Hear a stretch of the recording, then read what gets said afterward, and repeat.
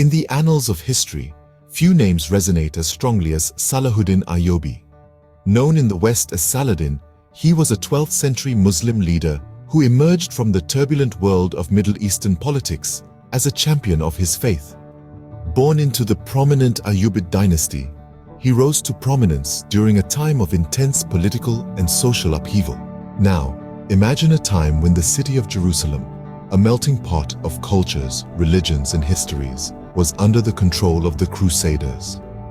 They had seized control in the late 11th century, turning the city into a Christian stronghold. Among the many religious sites they controlled was one of particular significance to the Muslim world. The Masjid-Al-Aqsa, a jewel in the crown of Islamic heritage. Masjid-Al-Aqsa is the third holiest site in Islam. It's a place imbued with a deep sense of spirituality and history, revered by Muslims worldwide.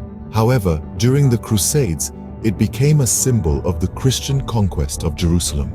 Its spiritual significance to the Islamic world overshadowed by the Crusaders' dominance. In the midst of this, Salahuddin Ayobi rose to power, fueled by a desire to restore the Islamic faith's dignity and reclaim the Holy Land.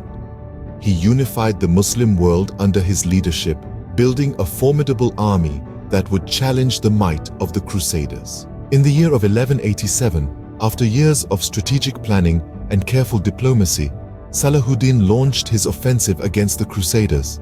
The Battle of Hattin, a significant turning point, saw Salahuddin's forces decisively defeat the Crusader army, paving the way for the recapture of Jerusalem. The city fell to Salahuddin's forces later that year, marking the end of nearly 100 years of Crusader rule. But it was the fate of Masjid Al-Aqsa that truly signified Salahuddin's victory. The mosque was returned to Muslim control, its spiritual significance restored. But Salahuddin's mission was not merely a military conquest. His actions reflected a deep respect for religious freedom and tolerance.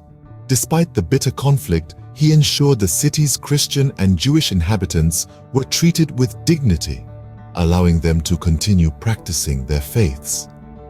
It was a stark contrast to the Crusaders' rule, highlighting Salahuddin's commitment to justice and coexistence. In conclusion, Salahuddin Ayyubi's mission to save Masjid Al-Aqsa was a defining moment in history.